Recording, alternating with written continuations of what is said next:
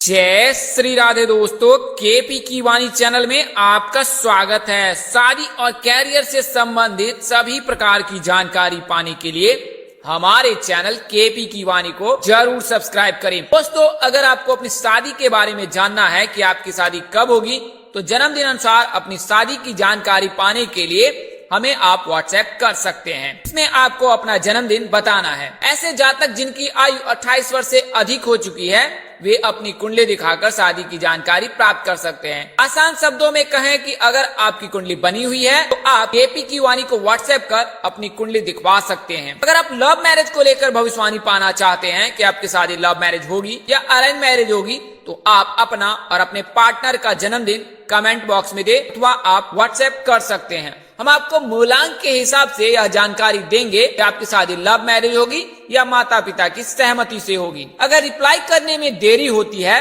तो आप निराश बिल्कुल ना हो, क्योंकि आपको जवाब जरूर दिया जाएगा। दोस्तों, आगे बढ़ने से पहले आपको बताना चाहता हूं कि ऐसे जातक जिनकी शादी नहीं तय हो रही है या शादी में अड़चने आ रही है या शादी तय होने के बाद भी टूट जा रही है या किसी प्रकार की कोई न कोई बाधा शादी में जरूर आ रही है, तो आप केपी की वाणी से अपनी कुंडली बनवा सकते हैं।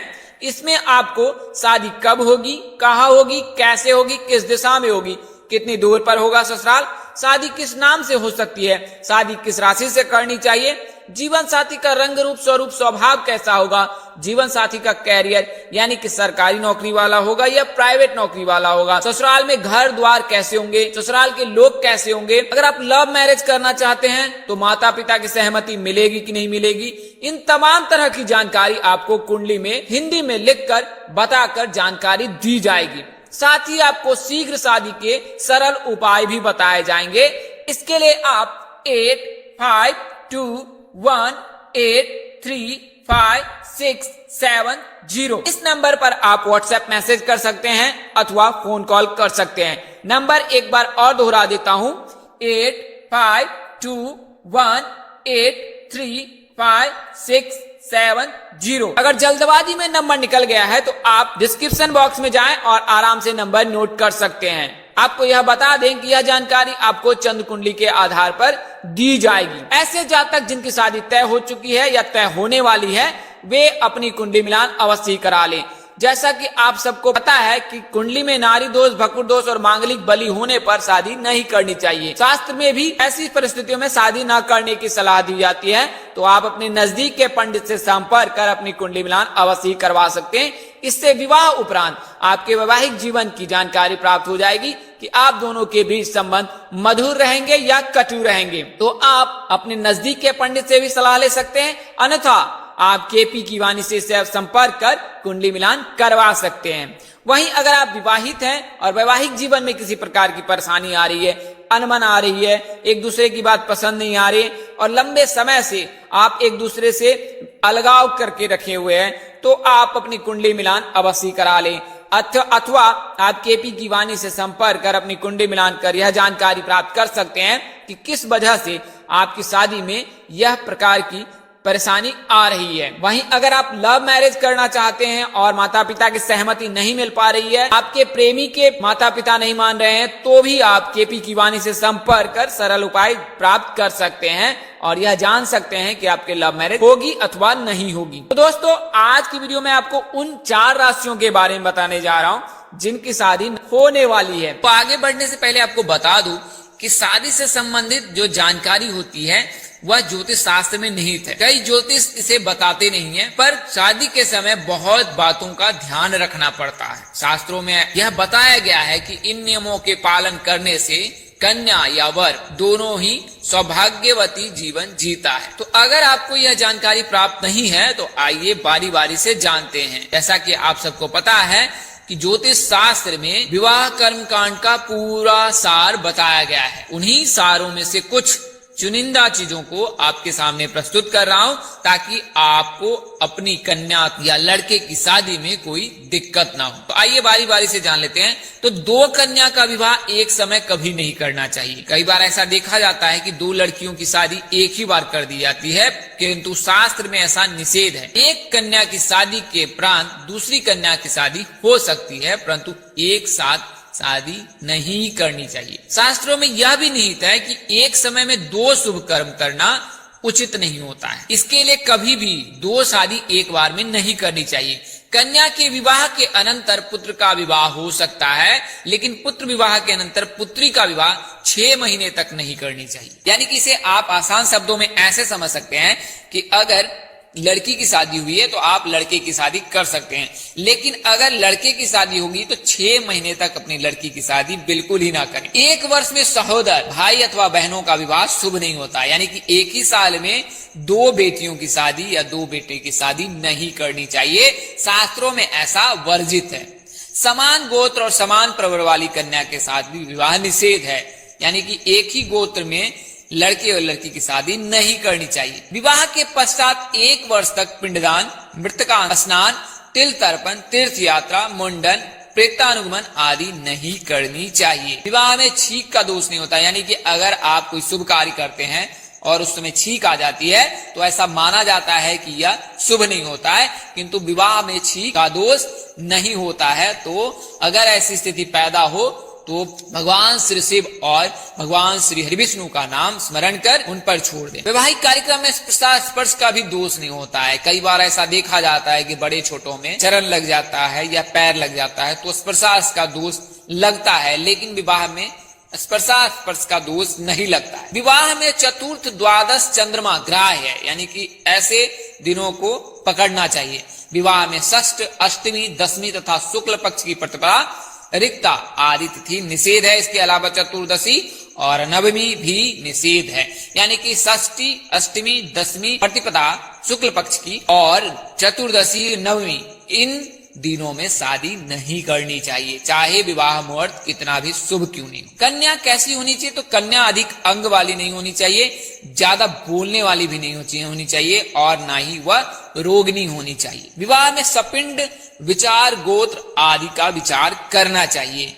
स्त्रियों के लिए गुरुबल और पुरुषों के लिए रविबल देख लेना चाहिए। इस महीने में शादी करनी चाहिए तो माघ, फागुन, वैशाख, अगहन, जेठ, आषाढ़ इन महीनों में शादी करने से कन्या सौभाग्यवती होती है। नक्षत्र की बात करें तो रोहिणी, उत्तरा, रेवती, मूल, स्वाति, मृगशिरा, मघा, अनुराधा, हस्त ये नक्षत्र विवाह में शुभ माने जाते हैं। इन नक्षत्रों में शादी करनी चाहिए। विवाह में सौर मास ग्रहण करना चाहिए। सौर मासो विवाद हो यज्ञादो सावन स्मृता अब्द के प्रत्यकाली चांद्रो मास से प्रशस्त। बृहस्पति, शुक्र, बुध और सोम इन वारों में कन्या की शादी करने से कन्या सौभाग्यवती होती है। इसलिए हमेशा सोमवार, बुधवार, शुक्रवार और गुरुवार इन दिनों में ही लड़की की शादी करनी चाहिए। यह जान लेते हैं कि शादी के योग कब बनते हैं। ज्योतिष शास्त्र में हाथ देखकर, कुंडली देखकर और जन्मदिन के अनुसार से शादी की गणना की जाती है। हालांकि सही जानकारी, सटीक जानकारी आपको कुंडली से प्राप्त होती है।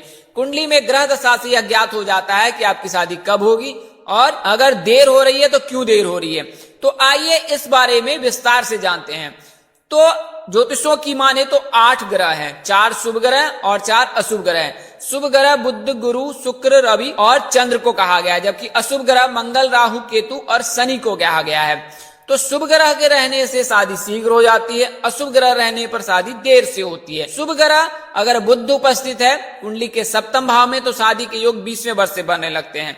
वहीं अगर गुरु उपस्थित है तो 20 से लेकर 24 वर्ष तक शादी हो जाती है। वहीं अगर चंद्र उपस्थित है तो 20 से लेकर 25 वर्ष तक शादी हो जाती है। शुक्र उपस्थित है तो 20 से लेकर 26 वर्ष तक शादी हो जाती है। वहीं अगर सूर्य उपस्थित है तो 20 से लेकर 27 वर्ष तक शादी हो जाती है। हालांकि इसमें एक शर्त यह है कि इसमें अशुभ ग्रह की दृष्टि ना हो या अशुभ ग्रह के साथ युति न बना लिया हो, अशुभ ग्रह उपस्थित ना हो तो फिर शादी हो जाती है।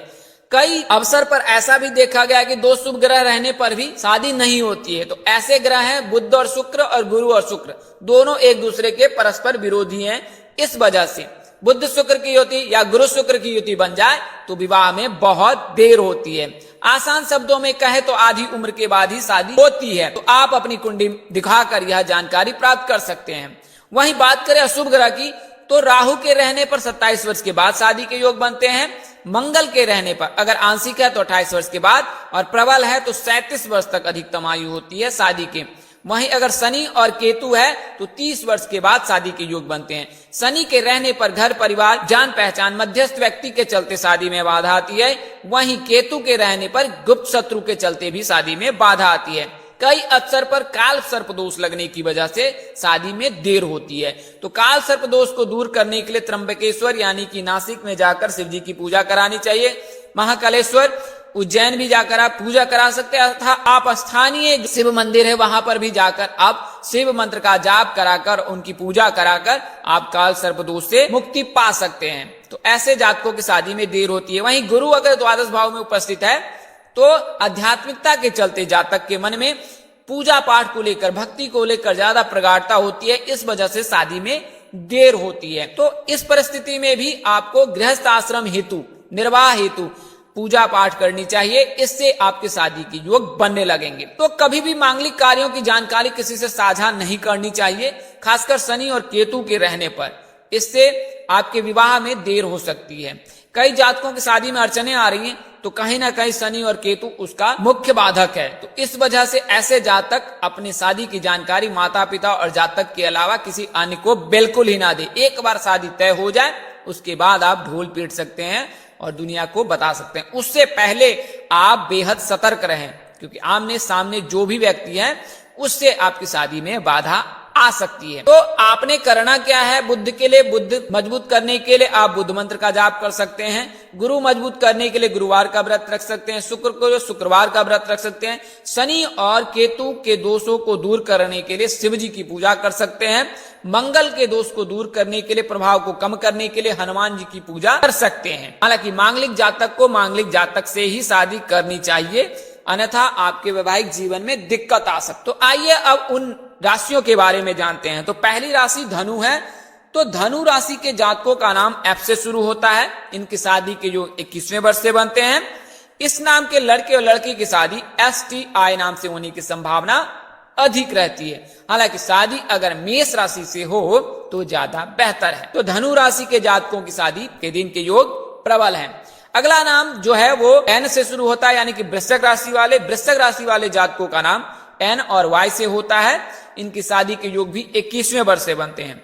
इस नाम के लड़के और लड़की की शादी STI नाम से होने की संभावना अधिक रहती है। हालांकि MS इन नाम के जातकों से अगर आपकी शादी हो, यानी कि सिंह राशि और कुंभ राशि के जातकों से अगर आपकी विवाह हो तो ज्यादा उत्तम होता है। अगली राशि है वो तुला राशि है। तो तुला राशि के जातकों का नाम R से शुरू होता है। इनकी शादी के योग महज 20वें वर्ष से बनते हैं और अधिकतम आयु 28 वर्ष तक है।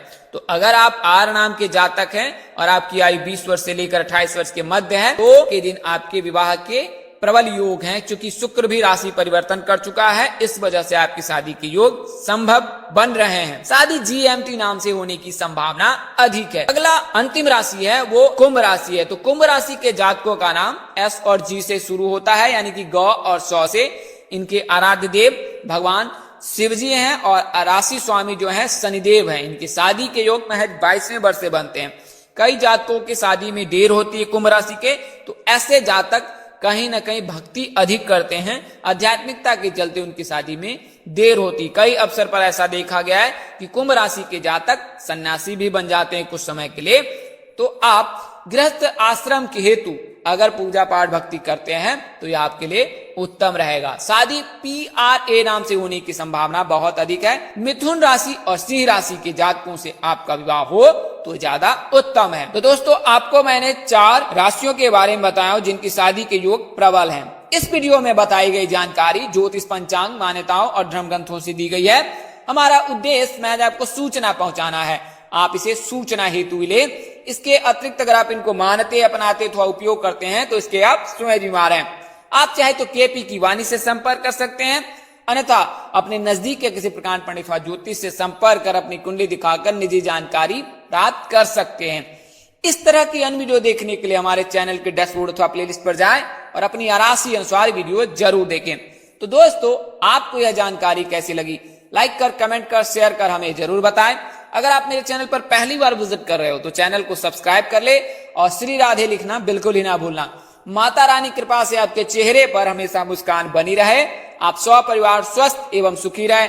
आप सभी के प्यार और स्नेह के लिए आप सबको हृदय से धन्यवाद करता हूँ। आप लोग इसी तरह हमारे साथ जुड़े रहें। इन्हीं शुभकामनाओं के साथ आपसे विदा लेता हूं कि जल्द एक नए वीडियो और एक नई जानकारी लेकर आपके समक्ष हाजिर रहूंगा। तब तक के लिए मुझे इजाजत दे। आप जहां रहे मस्त रहे, स्वस्थ रहे, व्यस्त रहे। माता रानी की असीम कृपा आप पर बनी रहे। परम पिता परमेश्वर आपको सद्बुद्धि, सत्मार्ग और आगे बढ़ने की शक्ति दे। नमस्कार, जय श्री राम दोस्तों, जय श्री कृष्णा, जय माता दी, जय वाहिगुरु।